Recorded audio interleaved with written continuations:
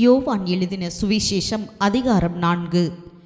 யோவானை பார்க்கிலும் இயேசு அநேகம் பேரை சீஷராக்கி ஞான ஸ்நானம் கொடுக்கிறார் என்று பரிசேயர் கேள்விப்பட்டதாக கர்த்தர் அறிந்தபோது யூதேயாவை விட்டு மறுபடியும் கலிலேயாவுக்கு போனார். இயேசு தாமே ஞான ஸ்நானம் கொடுக்கவில்லை, அவருடைய சீஷர்கள் கொடுத்தார்கள். அவர் சமாரிய நாட்டின் வழியாய் போக வேண்டியதாய் இருந்தபடியால் யாக்கோபு தன் குமாரனாகிய யோசேப்புக்கு கொடுத்த நிலத்துக்கு அருகே இருந்த சமாரியாவில் உள்ள சீகார் என்னப்பட்ட ஊருக்கு வந்தார். அங்கே யாக்கோபுடைய கிணறு இருந்தது. இயேசு பிரயாணத்தினால் இளைப்படைந்தவராய் அந்த கிணற்றின் அருகே உட்கார்ந்தார். அப்பொழுது ஏறக்குறைய 6ஆம் மணி வேளையாய் இருந்தது. அவருடைய சீஷர்கள் போஜன பதார்த்தங்களை கொள்ளும்படி ஊருக்குள்ளே போயிருந்தார்கள். அப்பொழுது சமாரியா நாட்டாளாகிய ஒரு ஸ்திரீ தண்ணீர் மொல்ல வந்தாள். இயேசு அவளை நோக்கி, தாகத்துக்கு தா என்றார்.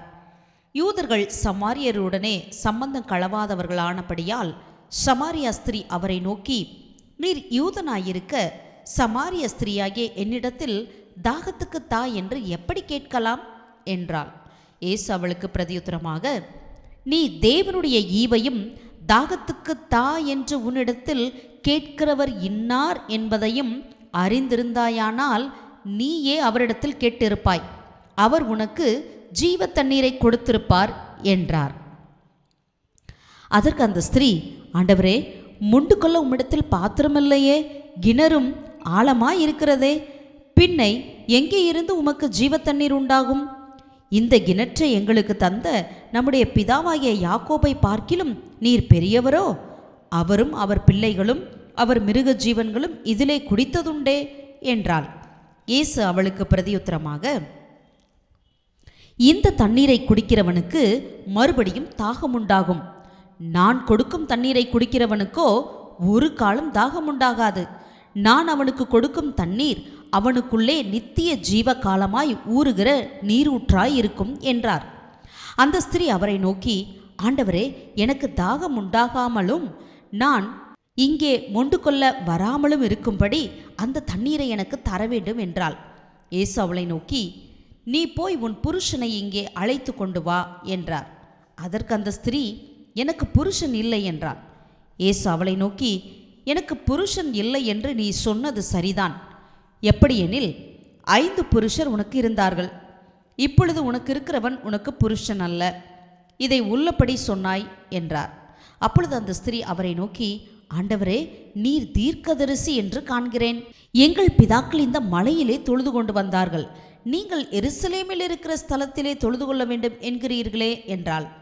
அதற்கு இயேசு, ஸ்திரீயே, நான் சொல்லுகிறதை நம்பு. நீங்கள் இந்த மலையிலும் எருசலேமிலும் மாத்திரமல்ல, எங்கும் பிதாவை தொழுது கொள்ளும் காலம் வருகிறது. நீங்கள் அறியாததை தொழுது கொள்ளுகிறீர்கள், நாங்கள் அறிந்திருக்கிறதை தொழுது கொள்ளுகிறோம். ஏனென்றால் இரட்சிப்பு யூதர்கள் வழியாய் வருகிறது. உண்மையாய் தொழுது கொள்ளுகிறவர்கள் பிதாவை ஆவியோடும் உண்மையோடும் தொழுது கொள்ளும் காலம் வரும். அது இப்பொழுதே வந்திருக்கிறது. தம்மை தொழுது கொள்ளுகிறவர்கள் இப்படிப்பட்டவர்களாய் இருக்கும்படி பிதாவானவர் விரும்புகிறார். தேவன் ஆவியாய் இருக்கிறார். அவரை தொழுது கொள்ளுகிறவர்கள் ஆவியோடும் உண்மையோடும் அவரை தொழுது கொள்ள வேண்டும் என்றார். அந்த ஸ்திரீ அவரை நோக்கி, கிறிஸ்து என்னப்படுகிற மேசியா வருகிறார் என்று அறிவேன். அவர் வரும்போது எல்லாவற்றையும் நமக்கு அறிவிப்பார் என்றாள். அதற்கு இயேசு, உன்னுடனே பேசுகிற நானே அவர் என்றார். அத்தருணத்தில் அவருடைய சீஷர்கள் வந்து அவர் ஸ்திரீயுடனே பேசுகிறதை பற்றி ஆச்சரியப்பட்டார்கள். ஆகிலும் என்ன தேடுகிறீர் என்றாவது, ஏன் அவளுடனே பேசுகிறீர் என்றாவது ஒருவனும் கேட்கவில்லை. அப்பொழுது அந்த ஸ்திரீ தன் குடத்தை வைத்துவிட்டு ஊருக்குள்ளே போய் ஜனங்களை நோக்கி, நான் செய்த எல்லாவற்றையும் ஒரு மனுஷன் எனக்கு சொன்னார், அவரை வந்து பாருங்கள், அவர் கிறிஸ்துதானோ என்றாள். அப்பொழுது அவர்கள் ஊரிலிருந்து புறப்பட்டு அவரிடத்தில் வந்தார்கள். இப்படி நடக்கையில் சீஷர்கள் அவரை நோக்கி, ரபி, போஜனம் பண்ணும் என்று வேண்டிக் கொண்டார்கள். அதற்கு அவர், நான் புசிப்பதற்கு நீங்கள் அறியாத ஒரு போஜனம் எனக்கு உண்டு என்றார்.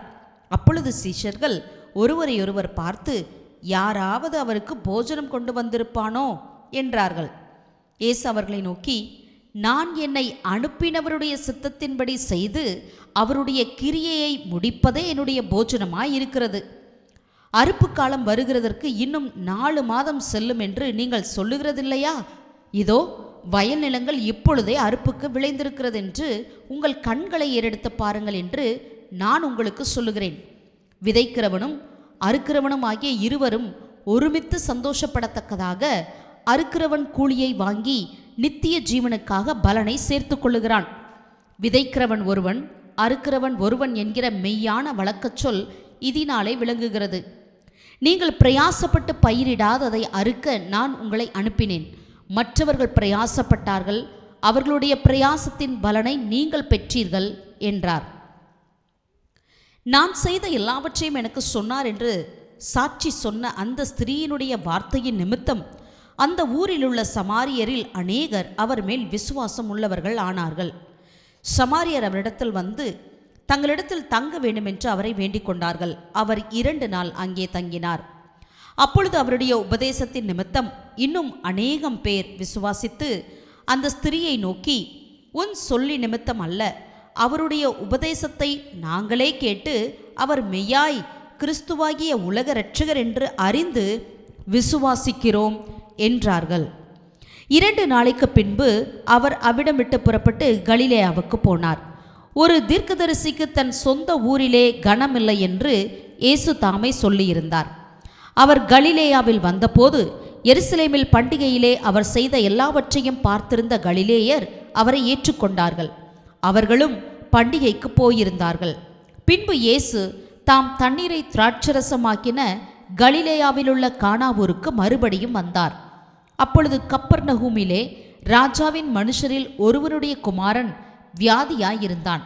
இயேசு யூதேயாவிலிருந்து கலிலேயாவுக்கு வந்தார் என்று அந்த மனுஷன் கேள்விப்பட்ட போது அவரிடத்தில் போய் தன் மகன் மரண அவஸ்தையாய் இருந்தபடியினாலே அவனை குணமாக்கும்படிக்கு வரவேண்டும் என்று அவரை வேண்டிக் கொண்டான்.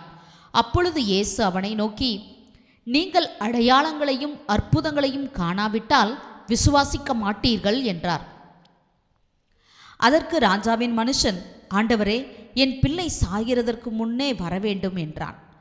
இயேசு அவனை நோக்கி, நீ போகலாம், உன் குமாரன் பிழைத்திருக்கிறான் என்றார். அந்த மனுஷன் இயேசு சொன்ன வார்த்தையை நம்பி போனான். அவன் போகையில் அவனுடைய ஊழியக்காரர் அவனுக்கு எதிர்கொண்டு வந்து, உம்முடைய குமாரன் பிழைத்திருக்கிறான் என்று அறிவித்தார்கள். அப்பொழுது எந்த மணி நேரத்தில் அவனுக்கு குணமுண்டாயிற்று என்று அவர்களிடத்தில் விசாரித்தான். அவர்கள், நேற்று 7ஆம் மணி நேரத்தில் ஜுரம் அவனை விட்டது என்றார்கள்.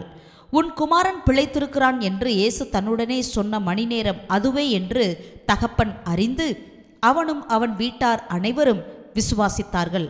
இயேசு யூதேயாவிலிருந்து கலிலேயாவுக்கு திரும்பி வந்த பின்பு அவர் செய்த 2ஆம் அற்புதம். ஆமேன்.